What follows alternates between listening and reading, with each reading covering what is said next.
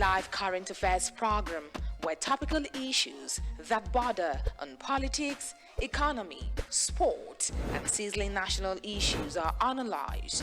Now holds every Monday to Friday, 8 a.m. to 10 a.m. on Superscreen Television. Let your voice be heard. Join us.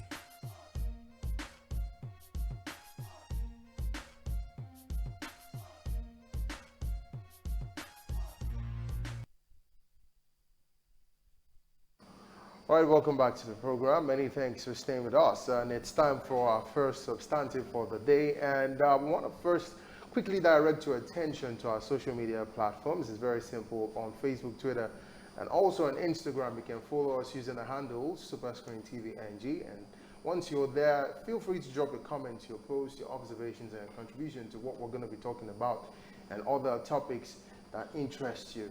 And if you want to catch up with previous edition of Superdawn and the ones we've done previously on other interesting programs from the stables of Superscreen Television, you can go to our YouTube channel and follow us using the handle Superscreen Live TV. There you'll be exposed to an array of options of programs coming to you right here from the stables of Superscreen. And don't forget to hit the subscribe button once you're there. And also on that YouTube channel, you see a bell icon indicating if you want to receive notification from Superscreen whenever we make a post. Also, don't forget to hit that bell icon so you can always receive messages when we make a post. You can also watch Superscreen on our website, which is at www.superscreen.tv, and go to the live icon there. And there, if you have a very good and strong data or internet connection, then you can watch us right there on the go. Or you can download the Syphilis, the Club World application on Google Play Store, or you go to the Apple Store and then you find the applications installed on your phone and search for Superscreen Television, and then you're watching us live and direct. Very simple, isn't it? All right, before we went on the break, we said we're going to be looking at two topics. And one of the first is what we're going to be looking at. And this is a matter of health, particularly as it has to do with women. And so if you're a woman, you're watching us today, this topic is specially crafted for you. It is cervical cancer. So many people have died as a result of that. But we also have to tell you that a lot of people don't even know that they have cervical cancer as we speak. So when was the last time you had yourself checked for cervical cancer?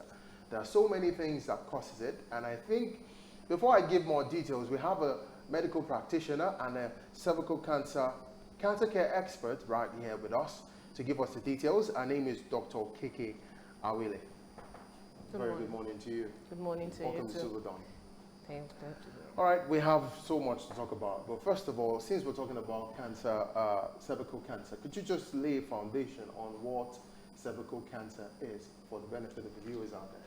Okay, so cancer generally, most people do not know what cancer is. So cancer in layman's term is basically just like a rapid abnormal growth of cells in the body. So cancer can happen anywhere in the body. Most times we do not know what causes it. But cervical cancer basically is more like a rapid growth or an abnormal rapid growth of cells in the cervix. So where is the cervix? Some people might ask. The cervix is what we call like the neck of the womb. So a woman every woman is born with a womb. Like the neck of the womb, the place that during childbirth that expands to allow for childbirth is where we call the cervix. So when the cells of the cervix start to grow abnormally and rapidly, that's when we say a woman has cervical cancer. Wow. Okay, now based on what you said earlier on, they said some women might have cervical cancer without them not being aware of it. Now, is it possible for a woman to have this symptom, this cancer in her and not be aware of it? Okay, yes. So cervical cancer most times is one of the very silent, it's a kind of a silent cancer. So before there's actual symptoms, most times it's already like an advanced stage. So that's why we kind of ask for or we preach screening. Because the screening is one of the ways that we can, find out the changes in the cervix before it actually becomes cervical cancer. Because unlike most of the cancers that we know, most of the cancers that we have, we do not know what causes it. Most of the cancers do not have cause. But for cervical cancer is one of the very few cancers in the world that we know the exact cause of the cancer. So at this point, maybe I just talk about the causes. Yeah, we will. Definitely. Okay, so because symptoms of cervical cancer most times show up when it is at the later stage of the disease. more so than the earlier stages. So sometimes the woman might be undergoing, the cells of cervix might be undergoing changes, and the woman might not be aware of it, except if she gets herself screened for this. Okay, disease. you have prompted the next question, definitely. So what are the causes of cervical cancer for a woman? Okay, so there's one major cause of cervical cancer. So the major cause of cervical cancer is an infection with the human papillomavirus, HPV. So for short, HPV for short. So more than 99% of the cases of cervical cancer have been associated with a prior infection with human papillomavirus. So human papillomavirus is a virus that is gotten through it's a sexually transmitted infection. So most times you can only get the virus if you're sexually active. So most women, and statistics shows that it is the most commonly transmitted sexual infection in the world. Actually shows that about 50% of women that have had sex would, at a point in their lifetime, have that infection with HPV. Yes. So it's a very, very common infection. But luckily for us, we have what we call our immunity. And this immunity helps us to, fight the virus. So let's say, for example, 10 women have sex. Maybe like about 5 of them will come down with the infection at a point. But let's say 3 to 4 would self-clear. Like their immunity would take care of this HPV virus. But a few of them would, progress further to cause some cervical changes that could cause cervical cancer. So between infection and cervical cancer, it's a long period of time. It takes about 10 to 15 years between infection and cervical cancer, because it's first and foremost, the virus that's causing some changes on the cervix before, and if not caught early enough and treated, that's what will progress to cervical cancer. But if a woman gets screened in this period of time and, what we call precancerous lesions are found and treated, then you could prevent cervical cancer from ever occurring. Okay, I'd like to ask you, are there stages of cervical cancer in a woman's body? Are there stages of it? Yes, so basically, as almost every cancer, there are stages.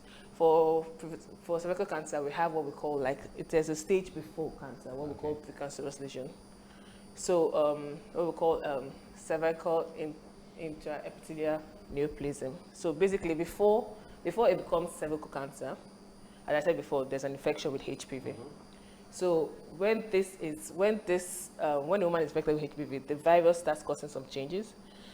The changes in the cervix, there are something we call precancerous lesions. Okay. So those lesions are not yet cancer, but if left untreated or unchecked, then they can progress to become cervical cancer. This is the point where we actually want to get the women. Because at this point, when it's still a precancerous lesion and the woman gets screened and it's found, she can have a treatment, what we call colposcopy and cryotherapy, used to, treat the lesions. And basically, colposcopy is more like, you use more like a camera to kind of view the cervix in a larger way, to check actually if what you're seeing is a precancerous lesion.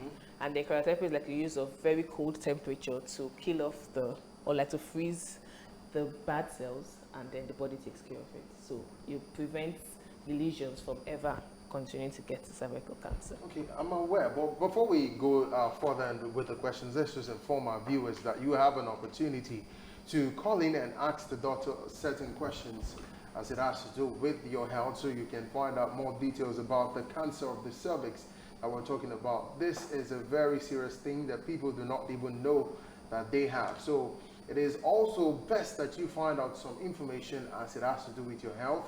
If you're keeping too many partners or you're promiscuous in nature, you're very prone to getting the cervical cancer, according to our doctor. So you want to find out questions, and let's really get to know exactly what it is, what should be done, how it can be done. But then just keep listening and call us in through the numbers that are displayed on your screen. And when you call us in, please, we'll always encourage you to turn down the volume of the TV set. And also, we don't use profane languages here for the benefit of the viewers and the discretion as well. So let's get back to our question, Dr. Okeke Awele. We're looking at, I'm aware that there is a vaccine. Yes, there is a vaccine. So tell us about the vaccine for the HPV. Okay, so because cervical cancer is one of the preventable cancers, and because of we have found out that HPV is very much related to cervical cancer. So there's a vaccine, the HPV vaccine, that women could take to prevent or protect themselves from ever getting infected with the HPV virus. Because if in the absence of the infection, there cannot be cervical cancer. So the HPV vaccine is available, and it is recommended that children from the age of 9 get the dosage or get the vaccine. Yeah. So When you're talking about children, you mean the female child? okay. So basically, at the moment, our focus more is on the female child because the cervical cancer is only for the women. But actually, male children too could get it. It's not strictly for the female children, just because of maybe in our own environments where we are more like, resources are limited and all of that. So we try to focus it more on the female child. But irrespective, the male child too can get the vaccine. It's because of HPV is sexually transmitted. So most times, if a woman has sex with a man, most times men are the carriers. So if a woman has sex with a man and she can get the virus. So, but if a man has been vaccinated against the infection when he was younger, he too cannot get the infection, so also he can transmit it to the woman. So, but for now, we are more like focused on the female child. So usually it is recommended that children from the age of 9 get the vaccine, because if they get the vaccine, that is from the age of 9 to 17 is the age that we really want to target, because that is when the vaccine is most effective. And most times, these children are not yet sexually active, so they have not been exposed to the virus. So the vaccine actually has a higher chance of being really effective in this age group of people. So from the age of 9 to 17, it is advised that the child gets the vaccine. The vaccine is a 3-shot vaccine. So first time, a month after, and 6 months after. So in the period of 6 months, the child should get the vaccine. Also, women who are already sexually active also can get the vaccine. But then, most times, we want them to have gone through some tests to just make sure that they are not pre-infected before getting, because if you're already infected with the HPV virus, getting the vaccine is almost good for nothing. Yes, exactly. So we prefer that they go through some tests that will show that either they are infected or not infected, and if they're not infected, then they can have the vaccine taken. Okay, now there's so much to talk about on this, and so many things I'm getting to understand by talking about cervical cancer. But I'd like to ask you this now. Women are the carrier of this cancer, transmitted to them by men. So why are men not getting this vaccine? Why are they not using this vaccine? So as I said earlier, a man can get the vaccine. There's nothing wrong if you have a male child as a parent and you decide to take the male child to go get vaccinated. That's fine too. So in more advanced countries, the vaccine has become part of like their normal, the scheme of the normal immunization children get as kids. As I said, that's why I said in this part of our country, maybe due to the fact that we are still a low resource country, so we focus more on the people that can get the cervical cancer. So even if a man carries it, and a woman has had the vaccine as a child, and she meets the man, the likelihood of her getting infected with the virus is slim to none. And if she doesn't get infected, then she cannot have cervical cancer. Okay. My question definitely has to be, what are the signs and the symptoms of cervical cancer? It's because I'm pretty sure once someone has it, there should be some signs that should come with it. So what are the signs and symptoms? So signs and symptoms, basically. We as doctors do not necessarily want a woman to get to the point where she starts having signs and symptoms of cervical cancer. Because at that point, it's more or less too late, in quotes. Because as I said before, it's a long incubation period between infection and cervical cancer. So, but that's why we preach screening. At the NGO I work for, Cervical Cancer Care, we are like advocates of early screening. Like if you screen and you basically screening is just like looking at a very healthy woman to find out if she has or doesn't have some symptoms. So basically, there are many screening methods for cervical cancer. Just let me mention that. So there are different screening methods. This is what we would actually prefer for women to know, because if you get screened, then you can prevent cervical cancer. There are screening methods, so there is use of like what we call the VIA, the visual inspection with acetic acid. There's the pap smear, there's villi, there's liquid-based cytology. These are different screening methods a woman could undergo to see if she has precancerous lesions that could lead to cervical cancer. But let's just zoom that, for the sake of knowledge, symptoms of cervical cancer. So basically, there are two major symptoms, what we call abnormal vaginal bleeding, I say that right? Abnormal vaginal bleeding and copious vaginal discharge. So what you might want to ask, like, what is abnormal vaginal bleeding? Yeah. So as a woman, we have two normal vaginal, or two cases when it is normal to bleed from the vagina. First one is during our menstrual cycle. So that is normal. That is normal. Nothing wrong there. And second time is when a woman just gives birth, postpartum period. She's supposed to bleed. But any other situation outside of these two is what we call abnormal vaginal bleeding. So one of it would be a postmenopausal woman bleeding. So as women, we at a certain age get to menopause where menstruation is supposed to end. But if a woman notices that after menopause she starts seeing her menstrual cycle again, something is wrong. She should go see a doctor. Second time is what we call intermenstrual bleeding. As women, we all have our cycle. Yeah. So normally between, at least for every woman, the least should be 21 days. If a woman notices that she's bleeding in between her cycle, then we know that something's wrong. She should go see a doctor. The third one is what we call postcoital bleeding. So as women, after sexual intercourse, you should not bleed. But in cervical cancer, women with cervical cancer, you'll notice that after sexual intercourse, they sometimes bleed. So if a woman notices this, she should go see a doctor.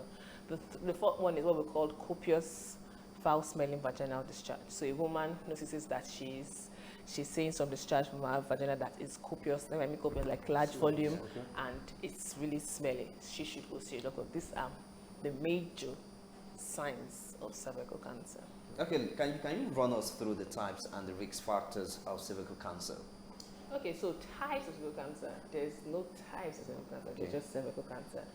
But there are types of human papillomavirus. That's the HPV. Yeah. So the one that has been linked directly to cervical cancer is the type 16 and type 18. Okay. But so risk factors of cervical cancer. The major risk factor of cervical cancer is being a woman. Only women have cervix. So that's the first one. The second one is what I would call the infection with HPV virus. So in the absence of the infection, the woman cannot get cervical cancer. And also, as I mentioned before, HPV is caused through sexual transmission. It's sexually transmitted. So if a woman has not had sex, so virgins are not at risk of having cervical cancer. That's the third one. Also, there are some other risk factors. So the major risk factor is HPV infection, but there are some factors that might be associated with to make sure that it's not progressive to cervical cancer. So things like early onset of sexual intercourse. So a woman that started having sex at the very early age is at a higher risk. Women with multiple sexual partners at a higher risk because you're exposed multiple times to the same virus. Women who are faithful but have partners that have multiple sexual partners are at a higher risk because of the promiscuity. Exactly. Another one, a very important one is HIV or women that have low immunity. So HIV for one. So HIV sometimes, so you hear some doctors say like HIV and HPV are like brothers and sisters. They're like, almost every time when you see a woman that has HIV, HPV is not so far away because of, like I said before, it's our immunity that helps us fight this virus, right? So in HIV just as human immunodeficiency virus. So basically the virus decreases your immunity. And if you don't have the immunity, you can fight up the virus. So HIV, like a very good breeding room for HPV to just grow and develop cervical cancer. That's another very important risk factor for cervical cancer. Family history has not necessarily been linked to HPV, to cervical cancer, but that could also be a risk factor for that. And basically those are most of the risk factors of cervical cancer. Well, for the benefit of the viewers, I'm aware that we're having some network logjam, but we're working on that. So please keep the calls coming in, and if you have questions you want to ask the doctor, you can go to our social media pages and drop your messages. We'll be taking your questions. Hopefully, our doctor can give some answers to your questions that you have. And also, just let's get talking. We really want to get your views right about now. So, part of the symptoms that I saw while I was making a research is for women that complain of pains during sexual intercourse. I'm aware that that's also a symptom. So, but people take that things, the complaint, the pains for lightly. But is it every pain during sexual intercourse that is linked to it? Or perhaps do you advise them to go see a doctor if they have pains during sexual intercourse? Okay, so you mentioned pain during sexual intercourse. For me, what I know, pain during sexual intercourse is not necessarily linked to cervical cancer. It's more bleeding post sexual intercourse that is linked to cervical cancer. Pain during sexual intercourse has a lot of a lot of things can cause pain during sexual intercourse. Let's not go into the whole issues of pain, but for cervical cancer, it is more postcoital bleeding. That is bleeding after sexual intercourse. That is more linked to cervical cancer than pain during sexual intercourse. Pain during sexual intercourse can be for a lot of things. There's let's not go into. I don't know what I'm allowed to say on national TV. The details. All right. Yeah. Anyway, for the benefit of our viewers, we'll take a break right now. And when we come back, we'll head straight to further questions about the cervical cancer. I'm pretty sure there's so many questions. Our phone lines are buzzing. I can hear the phone lines ringing all the way, but then I don't know why we really can't get to transfer your call. So we just get this break to rectify that, and then hopefully we'll take your questions and your contribution. We'll be right back.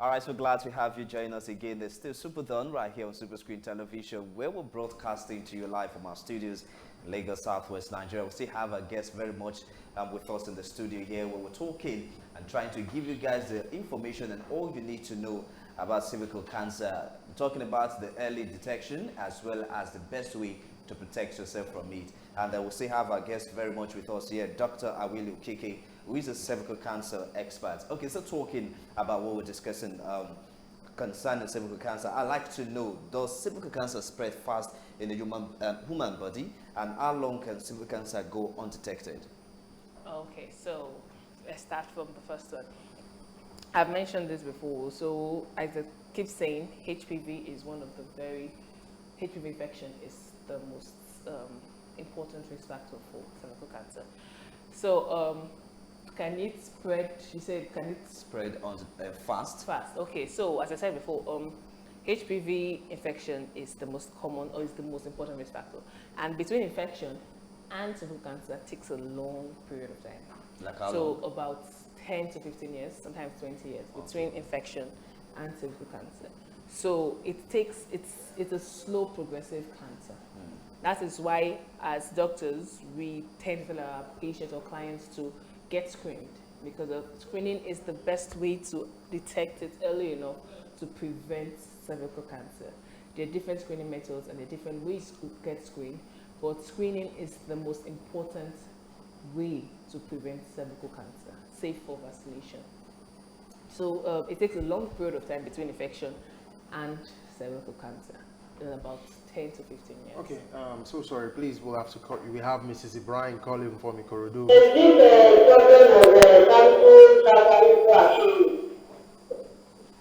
Okay, go ahead, ma. Right hand side, I watch the one program on therapy, which I went to PGS, but for faith. Now we are watching one of the programs. So I want to know how we can get through your disease.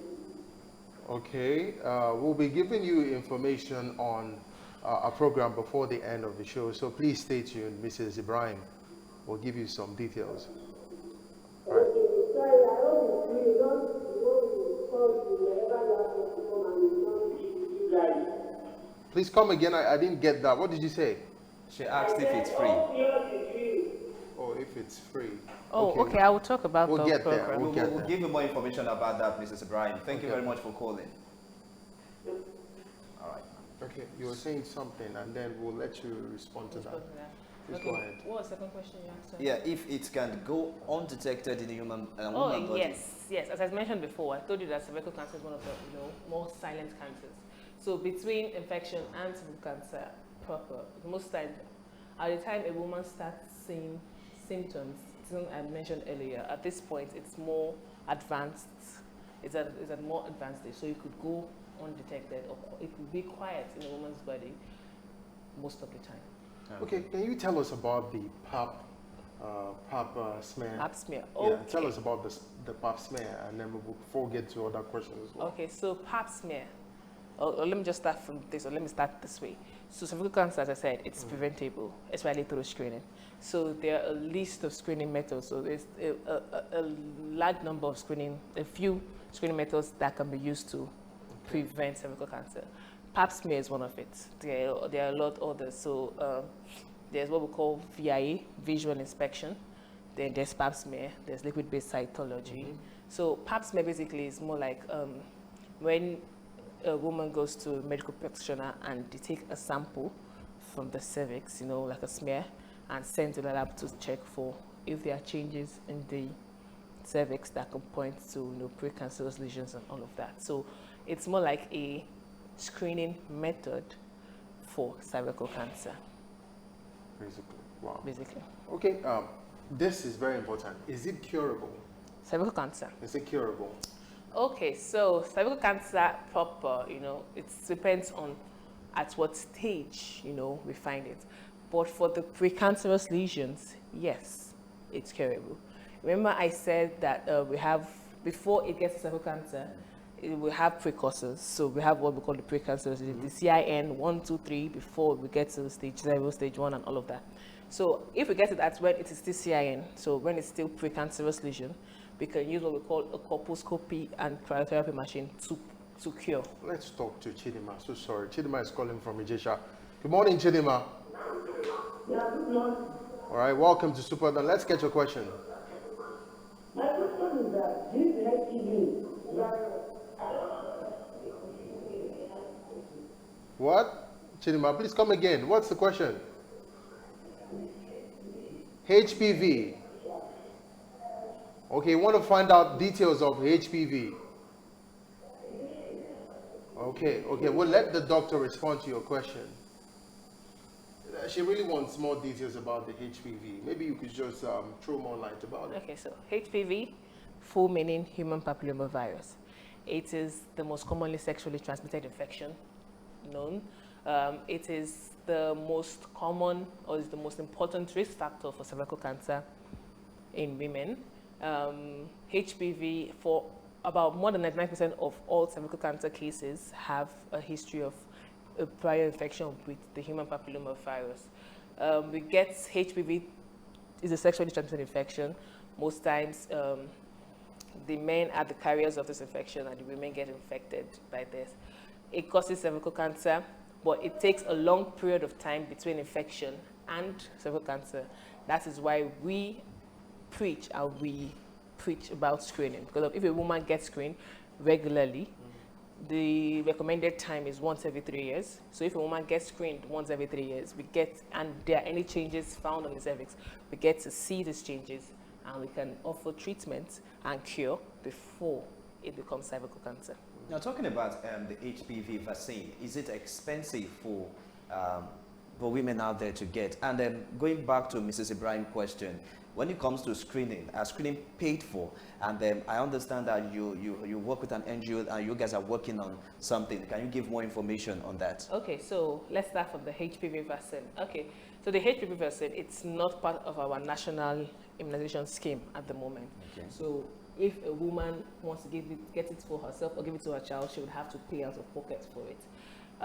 Is it expensive? In the NGO I work for, so expensive is in my own opinion, is a relative term. Yeah. So if you try to look at what you're trying to prevent by taking the vaccine, the cost is almost minimum in respect to the fact that you're trying to prevent cervical cancer. So in the NGO I work for, Cervical Cancer Care, we offer this vaccine and we offer it at the cost of 36,000 for the whole shot. Yeah, so for the 3 doses that you have to take, the cost is 36,000 naira.